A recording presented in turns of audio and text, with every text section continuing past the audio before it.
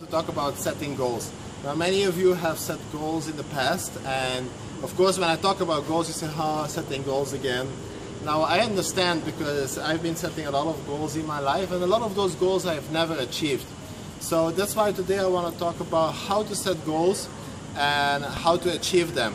Now you will hear different gurus saying different things. Some gurus will say you set small goals, some gurus will say you set big goals. Now what should you do?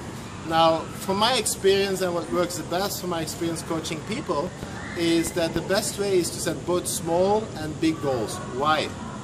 Just think about this example. When you were a little child and you would go for exercise and your coach would ask you to jump over the bar, what did the coach do? Did the coach immediately set the bar very high, or did the coach first start with a lower level? Now, if you remember, the coach started with a lower level first. Why? Because if the bar is very high, none of the kids would jump. Most of them will say, I cannot do this, this is too high. So that's why it's a step-by-step process. So what did the coach do? He set the bar here at number 1 first, and when all the kids jump over, step by step he set the bar higher. And why is that so important? Because each time when you jump over and you achieve it, how do you feel? You feel better, you feel full of confidence, you feel amazing. And that's what it's all about, because if you jump over, you achieve your small goals first, you have more self-confidence, you get more belief. And that's where you can increase your goals step by step. So that happens with when you were a child. Once you jumped over the high bar, because you jumped over the lower first. So this works the same when you're doing your business and you're setting goals. You need to have small, which are called trigger goals, and you need to have big goals, which are your big vision, your big why. The future, maybe your 10, 15, 20 years goal. Now, on the way, what you're going to see is you're going to have obstacles. Now, those obstacles we all have. Don't think there's any business or anything you do in the world with no obstacles. Those obstacles are there for you to grow. Remember that. It's all about the growing process. Don't hate them. Learn to love your obstacle. The more you love them, the more you grow, the faster you grow.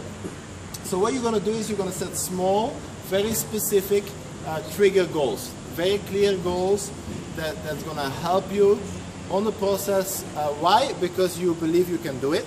Once you achieve that, how you feel amazing, you feel charged, you feel full of energy. So you're ready for the next goal. So then you have your next trigger goal, and your next trigger goal, and your next trigger goal. And before you know it, your confidence is rising, your belief is rising, and you will really achieve eventually your big goal. Now this is very, very powerful if you apply it. I've seen huge difference with people who have set many goals before and they never achieved them, and they felt like, I don't want to set any goals anymore. And when they start applying this process, they got the most amazing results. They achieve it, they build more confidence, they feel great, they feel out of control. So just follow this simple process. Below I give you a sheet of paper that you can fill in, where you can put in your small little trigger goals, and where you can put your big vision goals. Now remember, when you set your goals, set SMART goals: specific, measurable, attainable, realistic, timely.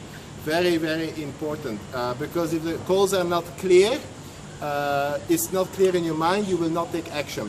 So if you don't take action today, that means your goals are not clear enough. So make them very, very crystal clear, set crystal clear trigger goals, and then just do it and you will get amazing results. All the best.